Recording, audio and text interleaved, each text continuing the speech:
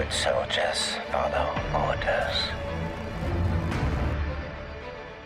Crosshair, de matricule CT-9904, était un commando clone, membre de la Grande Armée de la République, qui servait la République Galactique durant la guerre des clones. En tant que clone génétiquement modifié, il possédait un talent tout particulier lui permettant de toucher n'importe quelle cible à plusieurs clics de distance. Grâce à cette capacité, il intégra la Clone Force 99 et participa à de nombreuses missions très dangereuses. Après la fin de la guerre et l'Ordre 66, tandis que les autres membres du Bad Batch choisissaient de devenir des mercenaires et de quitter le nouvel empire galactique, Crosshair resta fidèle au nouveau régime en place. Conçu sur la planète Kamino durant la chute de la République, Crosshair faisait partie des soldats clones commandés par le maître Jedi Sifo Dyas et destiné à constituer la Grande Armée de la République. Cloné à partir du chasseur de primes Jango Fett, Crosshair était un humain génétiquement modifié par les Kaminoans. Grâce à ses aptitudes supérieures, il devint un commando clone et intégra la Force Clone 99, surnommée Bad Batch. En tant que membre de cette équipe, il combattit l'Alliance séparatiste et participa à la sanglante guerre des clones. Durant ce conflit, lui et le Bad Batch se formèrent grande réputation, se faisant principalement connaître par leur efficacité remarquable. Plus tard, cette réputation leur valut même d'assister le célèbre commandant clone Cody en charge du 212e bataillon d'attaque. Vers la fin de la guerre, Crosshair aida à mettre fin à l'insurrection sur Yalbek Prime, puis participa à une mission de haute importance qui permit à la République de remporter la bataille d'Anax. Au cours de celle-ci, lui et ses frères d'armes rencontrèrent le capitaine clone Rex qui les emmena sur Scato Minor, une planète appartenant au Techno-Syndicat. À cet endroit, lui et le Bad Batch durent élucider le mystère entourant un algorithme de stratégie responsable de nombreux échecs de la République sur Anax. Finalement, cette mission fut un franc succès qui permit au groupe de clones de mettre au terme aux affrontements sur Anax. Lors de la promulgation de l'Ordre 66, Crosshair fut le seul membre du Bad Batch qui voulait suivre à la lettre le protocole ordonnant la mise à mort des Jedi, à cause d'autres trahisons envers la République. Désenchanté par la décision de Hunter qui ne voulait pas obéir à l'Empire Galactique, Crosshair fut finalement remarqué par l'amiral Will Tarkin et sélectionné pour rester loyal à l'Empire. Après un reconditionnement de sa puce inhibitrice, le nouveau Stormtrooper fut envoyé contre ses anciens camarades. Quand il combattait, Crosshair était armé d'un fusil perforateur 773 de tireur d'élite et d'un pistolet blaster DC-17. Le commando clone revêtait une armure de commando de classe Katarn modifiée et avait un casque possédant une visière arrondie au niveau du côté droit, ce qui lui permettait de voir plus facilement ses cibles et d'augmenter la précision de ses tirs qu'il effectuait avec son fusil sniper. Crosshair reçut son surnom en raison de ses capacités de tir hors du commun. D'après le sergent clone Hunter, il était capable de tirer sur les cibles situées à 10 clics de distance. Crosshair appréciait son fusil perforateur 773, si bien que ses compétences en tant que tireur d'élite provoquaient chez lui un sentiment d'invulnérabilité. De ce fait, il considérait que les soldats non altérés ne méritaient pas de se battre à ses côtés. Crosshair était aussi connu pour son comportement vulgaire et son attitude glaçante. Il méprisait complètement les règles, terme propre au Bad Batch pour désigner les clones réglementaires et n'ayant pas subi de mutation génétique. Crosshair était toujours le premier à adresser les critiques envers quelqu'un, généralement d'un ton très sarcastique. Il avait un sens de l'humour qui passait souvent par des agressions verbales, ce qui le mettait souvent en désaccord avec son coéquipier Wrecker qui privilégiait l'attaque physique. Même si les deux clones défectueux pouvaient œuvrer ensemble assez efficacement, Crosshair et Wrecker se retrouvaient souvent engagés dans des querelles inutiles au sujet de celui qui sera le plus apte à détruire le plus de droïdes de combat durant leur mission, ce qui laissait entrevoir un côté compétitif entre les différents membres de la Bad Batch. Cela fut notamment le cas lorsque Crosshair mit hors d'état de nuire une quantité considérable de droïdes séparatistes en l'espace de quelques instants. La saison 1 de Bad Batch débute sur la planète Kaller avec la Clone Force 99 aidant les soldats clones, le maître Jedi Depa Billaba et son padawan Kanan Jarrus, que l'on peut voir aussi dans la série Rebels. Ils les aidèrent à combattre les dernières troupes de droïdes séparatistes lorsque soudain l'Ordre 66 fut promulgué et les clones tuèrent le maître Jedi sous le regard apeuré de Kanan qui ne fit pas confiance au Bad Batch et prit la fuite. La Bad Batch restèrent stupéfaits, ne comprenant pas ce qui vient de se passer, et décidèrent de se lancer à la poursuite du jeune padawan. Crosshair et Hunter réussirent à le rattraper, mais seul Crosshair suivit les ordres et tenta de l'éliminer, mais fut très vite mis à terre par Kanan qui prit la fuite aussitôt, mais fut rattrapé par Hunter qui le laissa partir sous la méfiance de Crosshair qu'il ne croit pas. Le Bad Batch va ensuite se diriger chez eux sur Kamino où ils vont être stupéfaits par le changement des lieux et le comportement des clones. Arrivé dans leur quartier, Tech va émettre l'hypothèse que le changement de comportement des clones est dû à une puce inhibitrice que les Kaminoans ont implantée dans le crâne de chaque clone afin qu'ils obéissent aux ordres, mais cela n'a heureusement pas fonctionné sur les membres de la Clone Force qui sont différents des autres car génétiquement modifiés. Après avoir assisté au discours de Palpatine sur la promulgation du nouveau régime impérial, le Bad Batch fait la rencontre d'Omega, assistante de Nala Se. Après une petite altération, le Bad Batch apprirent que l'amiral Tarkin était présent sur les lieux et qu'il allait évaluer tous les clones sur place. Le Bad Batch fut donc mis à l'épreuve du feu où ils réussirent à prouver leur valeur à l'amiral et en sortent victorieux. Tarkin, satisfait du travail de la Clone Force 99, va les envoyer éliminer un groupe d'insurgés sur Onderon. La Bad Batch acceptèrent la mission et une fois arrivés sur place se firent capturer et rencontrèrent Saw Gerrera, leader des rebelles d'Onderon, qui les dissuada de commettre cette erreur. Le Bad Batch firent donc demi-tour, comme avec le Padawan, seul Crosshair était prêt à accomplir la mission et reprocha à Hunter de ne pas l'avoir suivi les ordres. Soudain, Hunter aperçut un droïde sonde, au loin, Tarkin les espionnait.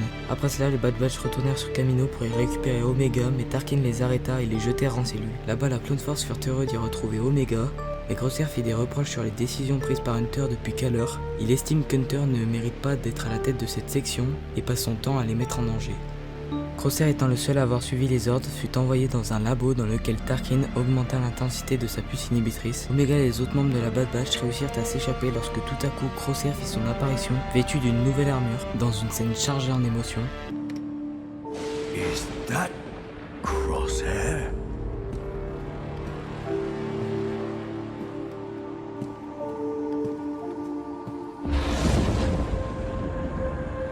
Crosshair étant maintenant du côté de l'Empire, va continuer à reprocher à Hunter sa désobéissance des ordres avant de combattre ses anciens camarades, où le Bad Batch furent pris au piège mais réussirent miraculeusement à s'échapper. Après cela, le vice-amiral Rampart, en charge du projet Griffe du Guerrier qui consiste à remplacer les clones par des soldats engagés afin de remplir les rangs de l'armée impériale, présenta à son supérieur, le Moff Tarkin, la première section d'élite non-clone commandé par Crosshair, qui fit une bonne impression à Tarkin en réussissant là où la Clone Force 99 auparavant avait échoué sur Onderon, malgré la perte d'un membre de la section après avoir désobéi aux ordres de son supérieur. La section s'installe peu de temps après dans les anciens quartiers de la Clone Force 99 sur Kamino. Quelque temps plus tard, Crosshair fut envoyé par l'amiral Rampart sur Braca afin d'éliminer la Clone Force 99, localisée par des ferrailleurs quelques instants avant. Sur place, Crosshair se confronte à ses anciens frères d'armes qui essayaient de le ramener du bon côté, mais en vain. Crosshair était décidé à en finir avec ses traîtres pour de bon. Ils étaient cernés, mais la Clone Force 99 réussirent miraculeusement à s'échapper. Plus tard, Crosshair les retrouva vers les réacteurs du vaisseau. Il eut alors la brillante idée d'allumer les réacteurs tout en attendant patiemment à l'extérieur, au cas où ils tenteraient de fuir. Le Bad Batch était de nouveau encerclé et réussirent à déstabiliser le cœur. Crosshair fut alors brûlé et projeté par sa puissance. Résultat, il dut se faire soigner d'urgence, monta dans son vaisseau et se lança directement à la poursuite du Bad Batch qui se termina par leur fuite. Nous retrouvons par la suite Crosshair, remis pratiquement de ses blessures précédentes, il en garde seulement quelques séquelles sur le flanc droit de son crâne. Il fut en mission accompagné de Rampart afin de promouvoir le jeune et nouvel empire à travers la galaxie, notamment sur des mondes sensibles comme Rylot. Sur cette planète comme sur de nombreuses autres, la population qui voyait d'un mauvais œil le changement de régime politique faisait peser une menace rebelle insoutenable pour l'empire que Rampart comptait bien anéantir pour de bon. Crosshair fut en charge de surveiller une foule rassemblée devant le palais du sénateur, mais aussi de veiller sur les intentions de Bobby Glier, lieutenant du général Cham Syndulla et de ses hommes. Tandis que Rampart, après avoir fait construire une nouvelle raffinerie, fit un partenariat avec le général Cham Syndulla et le sénateur Han Frita afin de ramener la paix et la prospérité sur Rylot. Mais Crosshair, Rampart et Frita ne sont pas dupes et se méfient de l'influence de Cham, Glier et de ses hommes. Peu de temps plus tard, Glier et Hera, fille de Cham Syndulla, allèrent chercher des armes et de l'aide, mais Crosshair les espionnait et réussissait à mettre un traceur sur leur vaisseau. À leur retour, Crosshair abattit leur vaisseau, Hera Syndulla et Bobby Glier furent encerclés et arrêtés pour haute trahison après avoir été surpris en plein trafic d'armes, puis transportés à bord d'un convoi. Le sénateur Han Frita les soupçonne de préparer une révolution, et cela sous les ordres de Cham Syndulla. Crosshair repéra 3 combattants de Glier mais les laissa partir faire leur rapport sous les ordres de Rampart. Ils allèrent ensuite prévenir Cham. Leur plan était d'intercepter le convoi avant qu'il n'atteigne le Capitole. Suite à cela, le convoi fut attaqué et intercepté par Cham et ses partisans, et l'amiral Rampart décida de se rendre en attendant l'arrivée des renforts. Il fit ensuite secrètement signe à Crosshair qui élimina le sénateur Han Frita sur le champ.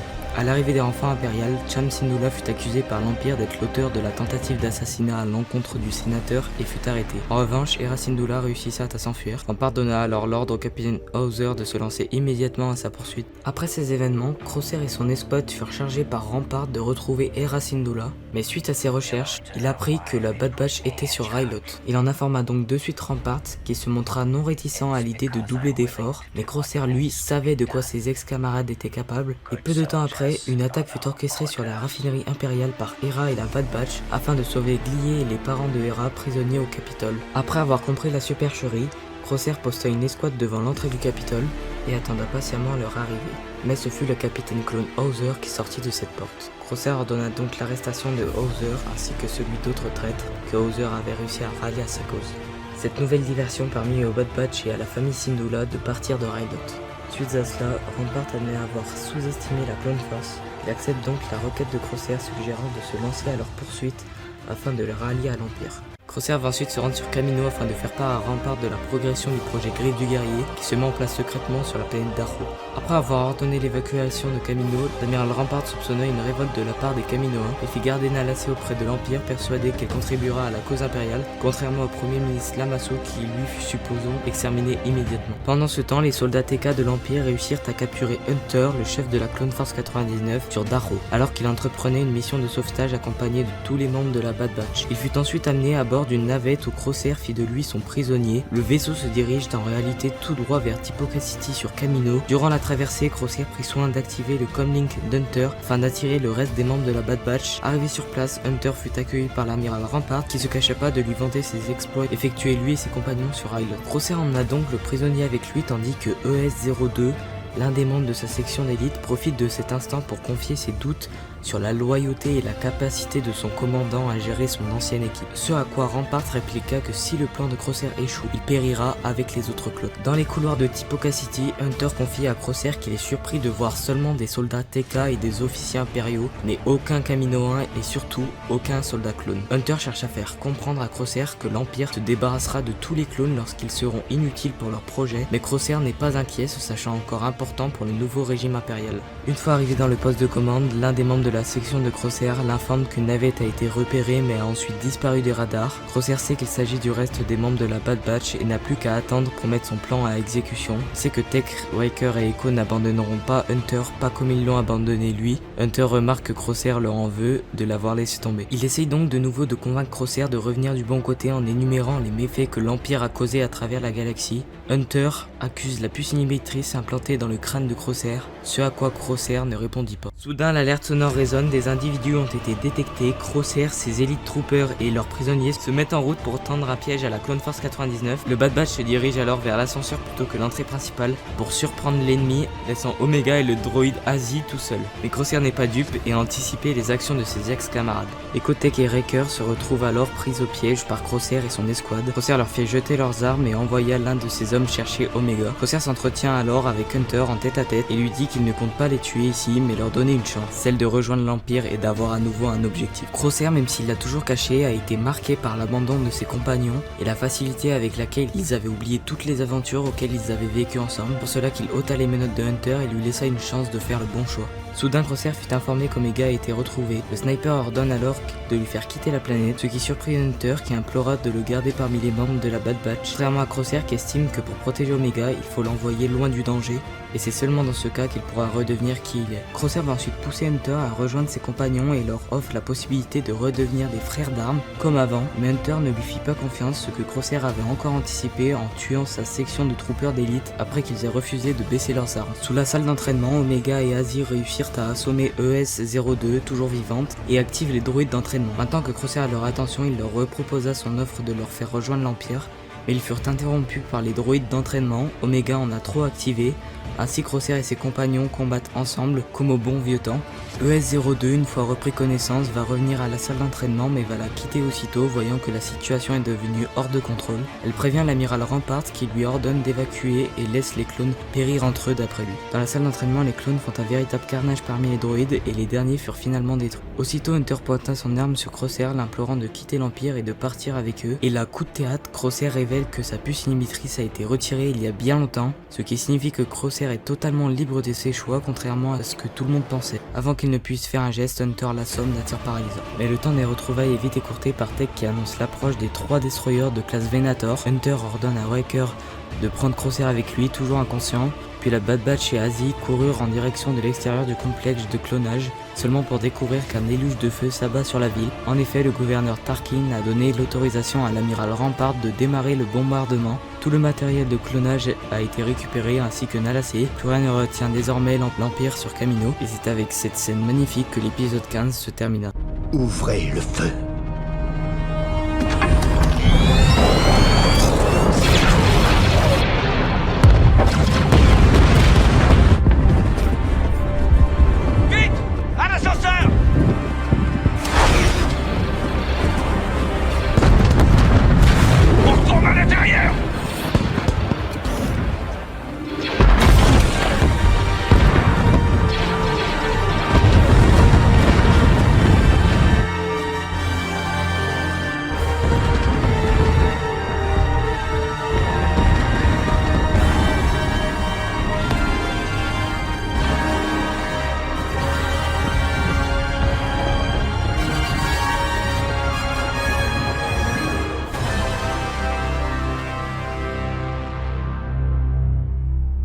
Après s'être assuré que la ville et les installations kaminoennes ont été entièrement détruites, Rampart quitta la planète pour y rejoindre la flotte. Pendant ce temps, le Bad Batch, Asie et Omega réussirent à survivre parmi les décombres, tandis que Typo City commence à sombrer petit à petit dans l'océan. Crosshair finit par reprendre connaissance et sauvé de la noyade par Omega et la Clone Force 99. Hunter lui fit prendre conscience que l'Empire l'a abandonné ici et ouvert le feu sur la ville. Crosshair décida alors de les suivre pour sortir d'ici vivant. Après quelques galères, le groupe réussirent à atteindre une zone sûre, leur ancien quartier qui est miraculeusement resté pratiquement intact. Là-bas, Crosshair va leur reprocher d'avoir jeté en l'air toutes les missions à laquelle ils ont pris part ensemble en le laissant tomber. Ce à quoi Hunter dit qu'ils ont fait un choix tout comme lui. Crosshair va de nouveau lui reprocher d'être un mauvais chef et de ne pas avoir suivi les ordres comme tout bon soldat devrait le faire. Hunter répliquant en lui disant que sa loyauté aveugle pour l'Empire fait de lui un pion. Le groupe va ensuite se diriger vers un tunnel qu'Omega a repéré qui pourrait les conduire jusqu'à leur vaisseau, le Marauder. Sur le chemin, Wrecker en veut à Crosshair de ne pas l'avoir rejoint après tout ce temps. Ce à quoi Tech va répondre que la froideur et l'inflexibilité de Crosshair est dans sa nature et qu'il peut rien y faire. Après avoir survécu à l'attaque d'une sorte de poisson géant, le groupe se retrouvèrent dans le laboratoire de Nala Se, l'endroit où selon Omega, le Bad Batch fut créé. S'ensuivit une nouvelle altercation entre Crosshair et Hunter après que Crosshair ait critiqué les décisions prises par Omega. Hunter répond à Crosshair qu'Omega l'avait sauvé, contrairement à l'Empire qu'il a laissé pour mort et détruit la ville. Ce à quoi Crosshair rétorqua qu'ils ont fait ce qu'ils devaient faire et que Kamino, les règles et la République est désormais une époque révolue, que l'Empire contrôlera l'ensemble de la galaxie et qu'il prendra part à cette aventure, et qu'il a fait le mauvais choix. Hunter se contenta de répondre qu'aux yeux de l'Empire, il ne restera qu'un numéro.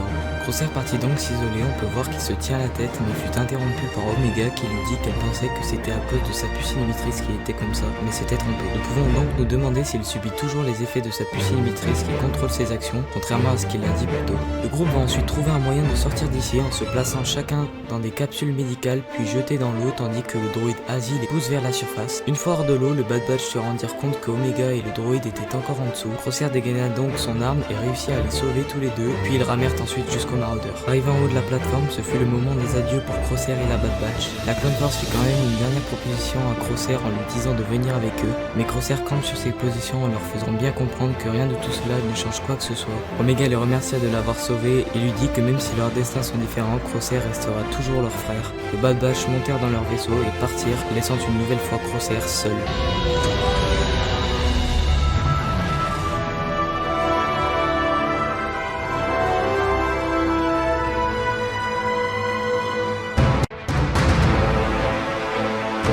Donc je vous propose de parler un peu de l'avenir de Crosshair dans la saison 2. Avant cela, nous allons faire des petites théories et analyses sur la saison 2 à l'aide des trailers. Tout d'abord, on peut voir que l'armure de la Clone Force est passée de rouge à orange. Perso, je préfère en rouge, mais bon, c'est pas si dérangeant que ça et en plus ça apporte de la nouveauté. Nous retrouvons en tant qu'antagoniste l'Empereur Palpatine, Rampart, Scorch, faisant partie du Delta Squad et vu pour la première fois dans le jeu Republic Commando, bien évidemment Crosshair et à ma grande surprise Cody qui compte vraisemblablement faire équipe avec ce dernier. Hâte de les voir interagir ensemble étant donné que Cody et Crosshair se connaissent avant d'avoir tous deux rejoint l'Empire, si vous avez bien suivi la vidéo. On peut espérer aussi une apparition de Dark Vador, car pareil ce serait très intéressant étant donné qu'il a connu Cody, Crosshair et le Bad Batch avant qu'il n'ait encore basculé du côté obscur et rejoint l'Empire. Donc maintenant on va passer aux théories. Donc cette saison sera assez centrée sur le clonage comme le montre la scène finale de la saison 1, avec un officier qui a la même veste et le même logo que le Dr Pershing de The Mandalorian. Cela pourra ainsi répondre à la question de comment Palpatine a réussi à revenir dans l'épisode 9 en se clonant. On peut grandement espérer aussi un fight entre Rex et Cody. Alors pour parler de Crosshair, selon moi il aura une rédemption au dernier moment et se sacrifiera d'une manière ou d'une autre pour sauver ses ex-compagnons. Bref, hâte de voir la saison 2 même si elle sort qu'en automne de cette année. Sur ce, la vidéo est à présent terminée, j'espère qu'elle vous aura plu. Crosshair est l'un de mes personnages de Star Wars préférés, cette vidéo m'a pris beaucoup de temps à faire et j'ai kiffé la faire. Donc n'hésite pas à me soutenir avec un like, un commentaire. Donnez-moi le nom d'un personnage Star Wars, vous voudriez connaître son histoire. Et sur ce, c'était Darkside, mais surtout n'oubliez pas, le côté obscur est le plus fort. Allez, ciao.